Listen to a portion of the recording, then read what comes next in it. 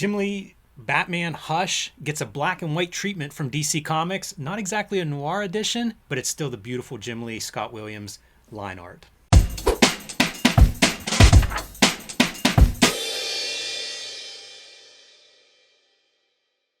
Hello and welcome to your favorite YouTube channel, Cartoonist Kayfabe. My name is Jim Rugg. I'm Ed Piskor. And I want to remind everybody that we are a daily comic book YouTube channel with over 1,600 videos in our back catalog. And you can search that catalog on the Cartoonist Kayfabe YouTube homepage. You can enter your favorite comic book titles or your favorite creators and see if we've already covered those. I also want to remind everybody that we have a Cartoonist Kayfabe Patreon with different levels that'll get you access to our videos early. And at the King Kayfaber level, you actually can sit in on our recording sessions live, which will give you a real leg up on the Kayfabe effect, as you'll be the first one looking for these books in the aftermarket if you see something you want to add to your collection. So check out our Patreon. There's a link below the video and see which level works for you. All right, Ed, today we are looking at Coloring DC. We looked at one of these previously. It was a Bruce Timm Harley Quinn Batman. Which kind of makes sense. A lot of open lines, like a coloring book, right? Like Absolutely. A lot of open areas to color. What makes less sense? Jim Lee. You know what? That's what I thought too, until I actually flipped through this and found that I really like black and white Jim Lee. No, I like it too, man. But it's basically they're capitalizing off the adult coloring book phenomenon that was going on at this certain era.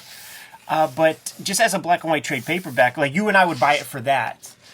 But this was, like we should have known that we would have entered a period of time like we have today, when the adult coloring book phenomenon was going on about 10 years ago, and people were jumping on board with this kind of stuff because it's very wussy.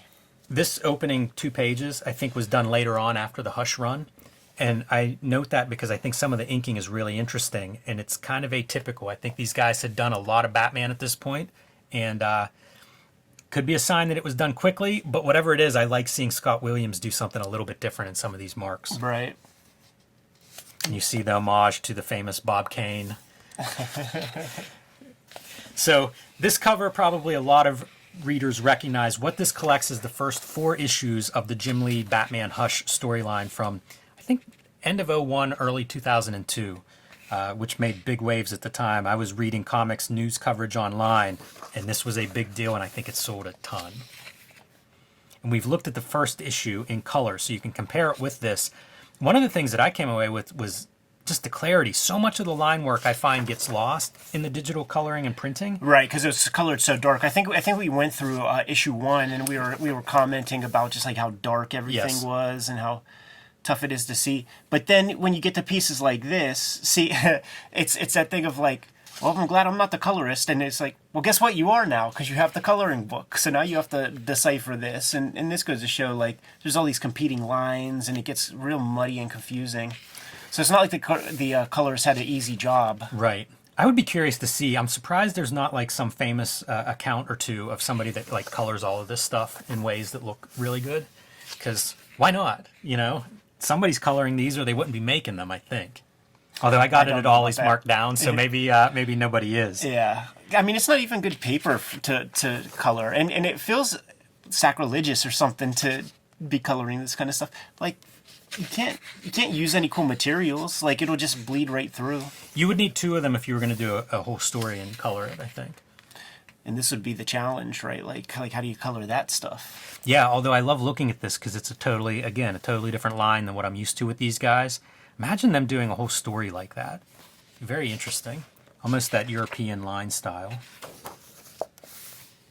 This is also the time that Catwoman is just invented. Like the new Catwoman in this cat suit might have been published the same month as this story.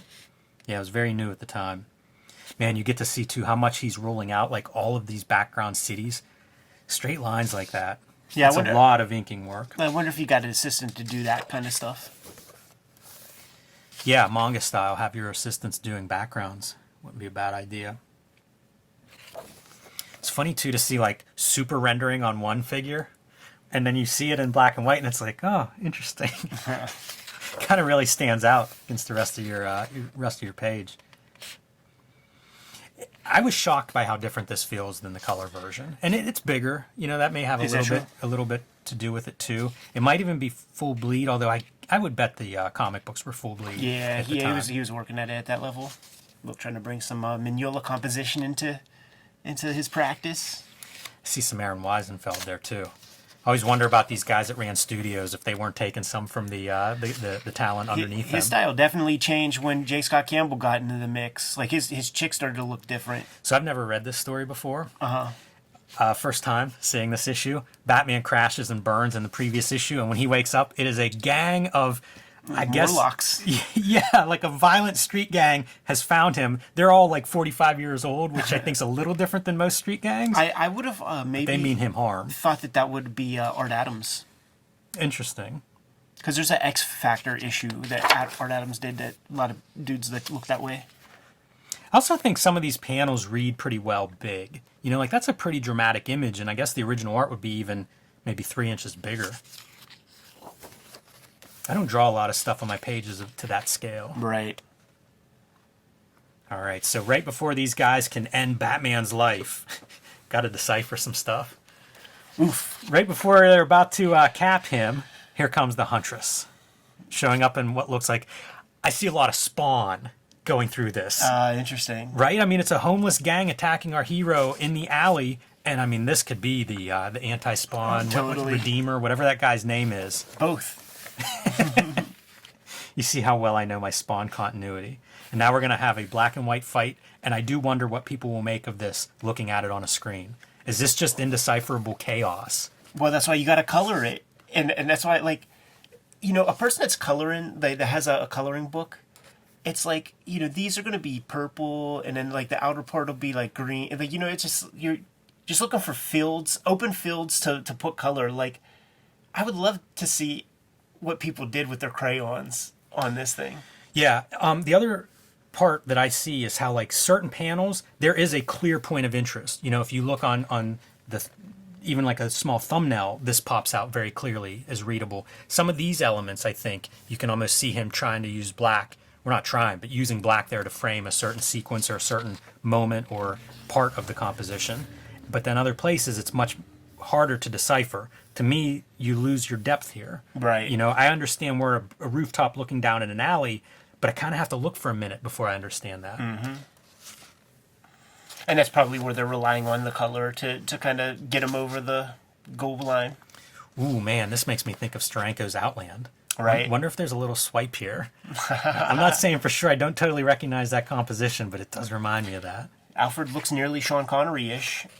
Yeah, Alfred is a very moody character in these, according to this rendering line. Man, that dude, this feels like he's back on, like, X-Men Volume 2 era. Interesting. Artwork. I was saying, like, you can see certain Miller homages, you know, cockpits in the Batmobile now and then, you know, to the Dark Knight, which I think is, Jim Lee's talked about that being a huge thing for him. So I feel like that's one that we can see from the Dark Knight Returns. Here's where it gets really interesting. Yeah, color that. Yeah, that would be tough. Stupid. Ink washes. Do you think that Jim Lee's doing the ink washes himself? I've seen him do it. You know, like on his little drawing tutorials and stuff. He will play. So, I don't know. Why not? I'm really happy to see this. It's something we've talked about in past videos where I feel like his work is extremely consistent. And I would like to see him do more of the stuff that you see on whenever he's doing sketches and drawing in person. And I feel like this is him playing around a little bit. So, glad to see that. But you're right, like, when I look at this, it's like, that could easily be Wildcats, you know, Volume 1 or something. Yeah. That was something at the time that struck me as, like, it's almost he hasn't changed as part of the sales point. Right. Also, when he simplifies a page like this, one of his better pages in some ways. Very easy to read and follow and interpret. You know, you can hold that one up again, see it as a thumbnail, and I'd still be able to tell you what was happening in that page. The shading on the Batman's ear, like, that makes a lot of sense. Like, whenever you're drawing Batman, it might not be the first thing that comes to mind, but can you go back one just real, like that kind of thing? It's pretty good. It really makes sense. I didn't even notice that, but I agree with you. I like that. How about this for impossible drawing? We have multiple layers of depth, and then you have a reflection on the guy's, like, face shield. Yeah, totally. And that comes from his Genosha period. It also, like, this to me is something you do because you know the coloring. Like, you're anticipating what the coloring does. Right. Sometimes I'll see that in a finished comic and think like, how do you draw that? What's that original look like? It just becomes very, I don't know, hard for me to think of keeping straight. How about that for your ear shadowing? Now it's not solid black, but it's still acknowledged that there's an ear underneath that cowl. Yeah, but it's more flat. Like we're just looking at that Bernie Wrightson stuff that's giving you all kinds of value, and that's just sort of nothing.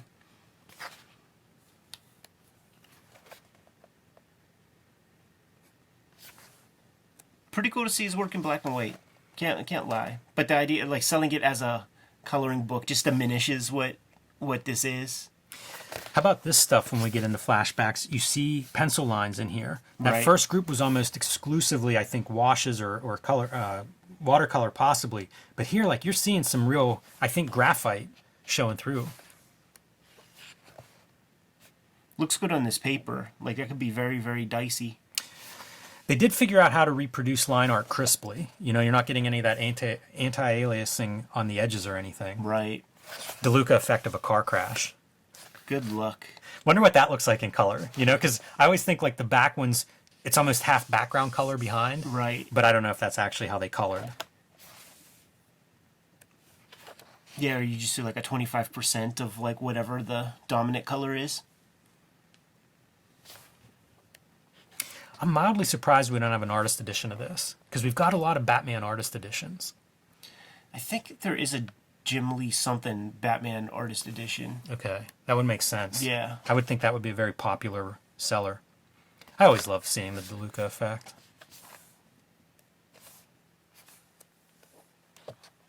Pretty iconic image. That's one I've seen quite a bit. I feel like, I don't know when Batman Catwoman started, but it's been going strong now for 20 years. Right.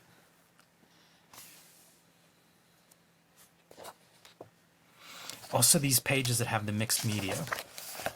Look at this stuff. All white and your black silhouette plane. Pretty good. Certainly a point of interest. And then as we come down, we get into our mixed media.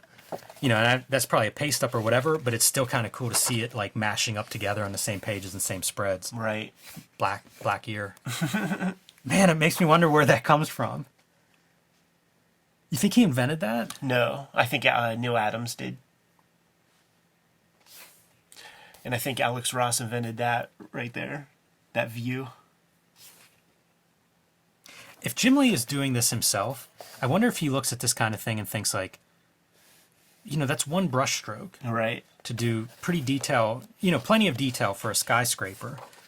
But what a difference from like the Scott Williams super heavy rendering. Million lines for hatching and grays and stuff. Yeah, it's true. I seem to remember he did maybe a couple of maybe Gen 13 covers that have like a mixed media, like a David Mack approach, and I seem to remember it's just his name on the cover. These building backgrounds are freehand. I bet they're ruled in pencil so that you have your straight edge to go on. Yeah. But if you look closely, they're freehand and maybe a rapidograph or like a micron or something. It's a uniform weight. This video is brought to you by the comics that we make. Ed Piskor's Switchblade Shorties is now being serialized on all of our social media every single day. You can see a sample of some of the upcoming storylines here. You can also pick up Hip Hop Family Tree, the Omnibus, collecting all 4 volumes of the Hip Hop Family Tree in one handsome hardcover edition, along with 140 extra pages, including lots more art, comics, and notes. Red Room Crypto Killers, the 3rd volume in the Red Room series, will be coming out in January, but you can read the Red Room series in any order. These are all self-contained stories. Oops, I forgot. You're not supposed to flip through this one on YouTube. X-Men Grand Design, the trilogy trade paperback, is now available, collecting all 3 seasons of the X-Men Grand Design story in one handsome volume. My latest comics, Street Angel Princess of Poverty and Deadliest Girl Alive, collect all of my Street Angel comics in 2 handsome books from Image Comics. That is The Homeless Ninja on a Skateboard. I've also been self-publishing some comics and zines lately. True Crime Funnies, 3 nonfiction stories, BW zine celebrating the black and white explosion, and the 1986 zine celebrating the greatest year in comics history. You can get those on jimrugg.com or patreon.com/jimrugg. And my Hulk Grand Design. This collection, the Treasury Oversized Edition, one of my proudest books, available now in very limited quantities as it is out of print. But a new collection of trade paperback of Hulk Grand Design will be available in May this year from Marvel, so start pre-ordering that one now. And now back to our video. Do you see a lot of Scott Williams interviews? You ever come across those? Not really. I think it'd be interesting to I think he's talk shop with him. I think he's got Felix, like he's on a Felix podcast or something. This is fun, you know, going to Metropolis, and I guess Bruce Wayne at this point has bought the Daily Planet. So he shows up and he's, you know, bigwig there. Kevin McClatchy.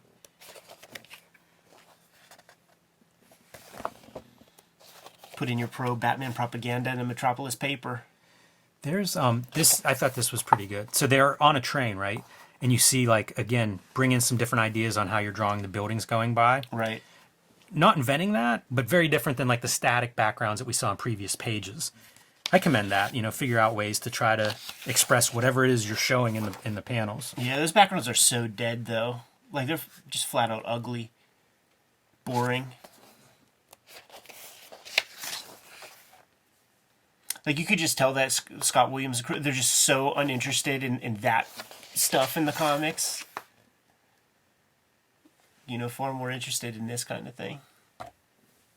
Yeah, I gotta imagine this is your moneymaker. This seems like another moment that you're setting something up for your colorist. No eyeball there. Totally. Some kind of shadow. Right. Some double effect lighting or something. It's going to be done there. Superman, throw some white media on top of him. Maybe even scraping some stuff away. And that's it. So like I said, it's 4 issues that are in here. But kind of cool, man. I picked this up at at Ollie's. I guess I peeled the label off. So it's probably like $5 or less. Definitely less. It might have been 4. It might have been like $1.99 or something. That's where I got the Bruce Timm coloring book as well. Got to check out Ollie's whenever you pass one, see what kind of books they have in there. Because I don't know that this stuff exists. I don't keep up with Batman publishing. So whenever you see something that's kind of cool, it's usually like that. It's a surprise to me. Yeah, I got some Bat mangas there. You know, where they reprint the completes. I got the Filth. Grant Morrison. We looked at the Killing Joke Noir edition, and that came from Ollie's for me. So kind of cool that this stuff exists. Probably an indictment about the current comics sales landscape, that it's completely unknown to me until years later. Yeah, but I mean, this is such a period of time, man. You remember the adult coloring book, and you know, like I've always I'm a cusp baby, man, and so like when I'm in Little League. And the kids at T-ball, like their parents aren't letting them eat candy, and they're eating, you know, grapes and raisins. And I'm like, what are these kids gonna fucking grow up to be like? And then I hit a certain age, and those same kids fucking dabble in adult coloring books. I know why. I see how we got here. Good to go? Yes. Kayfabers, like, follow, subscribe to the YouTube channel, hit the bell so that we could notify you when new videos are available. We are a daily YouTube channel with more than 1,600 videos at your disposal. We might have talked about your favorite comics. Go on the front page of the Cartoonist Kayfabe YouTube channel, hit the magnifying glass, search for your favorite titles, check out those episodes. But if we did not cover your favorite comics, just let us know in the comments and we will push those comics a little bit higher on our to-read pile. We have a Patreon where the King Kayfabers mitigate the kayfabe effect by getting in early. They get all the videos before anybody else. And, you know, if you're awake, available, and at a computer or some sort of online device, you get to hang out with us in the live stream recording session that we are doing. And we've got about 50 people in there right now, Jimmy. So it's small, it's intimate, it's private. But they're also the people getting the comics before anybody else has the option to do so. Ultimately, the videos are brought to you by the books that we make. You don't buy our books, we can't make videos, man. Can't keep the lights on in the studio. So before you is a smattering of the books that we have out there. But let's get into the details. Jimmy, what do you have? Hulk Grand Design. This is the Treasury Collection that is actually out of print. If your store still has one of these and you don't, you want to scoop that up. But good news, Marvel is reprinting this for a May release this year. It will be a trade paperback format, so kind of the mass market version, and you can pick that one up. You can pre-order that one now wherever you buy books or comics. I have also been self-publishing some zines and mini-comics, the BW zine celebrating the Black and White Explosion, the 1986 zine celebrating the greatest year in comics, and True Crime Funnies, 3 nonfiction stories, a couple of wrestling stories in addition to your typical true crime kind of crime comic. You can get those on jimrugg.com or patreon.com/jimrugg. And my latest book releases, Street Angel Princess of Poverty and Street Angel Deadliest Girl Alive, collecting the adventures of the homeless ninja on a skateboarder. We have a full color version And we have some of the original comics as they originally appeared in black and white. Those are both now available from Image Comics. I'm doing a new experiment for 2024. I'm serializing daily comic strips on all my social media, including the Cartoonist Kayfabe social media. It's called Switchblade Shorties. These are some of the more recent strips that I drew. Have yet to scan them in and get them to look like they will in their final book publication. But hit any of my social media up for that, and you could check out Switchblade Shorties that way. I'll put videos out on Saturdays on the Kayfabe channel with reading the week's prior Switchblade comics. X-Men Grand Design Trilogy trade paperback collects all the X-Men Grand Design comics that I did. This is the third round of Red Room comics in trade paperback form. It's called Crypto Killers, and it comes out January 14th. So scoop that comic up sooner than later. There's a limited number of those out there, and there are also a limited number of the Hip Hop Family Tree omnibus books out there right now. It's been climbing on the Amazon charts in a big way the past couple of weeks. I've seen it on a lot of people's Instagram stories when the holidays came through. So we got a very nominal amount of these books left. Scoop them up if you see them. It's the best book I made with a lot of extras that give you a reason to buy the book beyond if you have those original volumes. Like I said before, the books are the most important way to keep the channel rocking, but there are some direct ways to support the Cartoonist Kayfabe channel. Jimmy, if you'll let the people know. Subscribe to the Cartoonist Kayfabe e-newsletter at the links below this video. You can also find Cartoonist Kayfabe t-shirts, merchandise, hats, and more at our spread shop. That link is also under this video. There you have it, all the ways to support the Cartoonist Kayfabe channel and keep things rocking in 2024. Give them those marching orders, Jimmy, and we'll be on our way. Read more comics.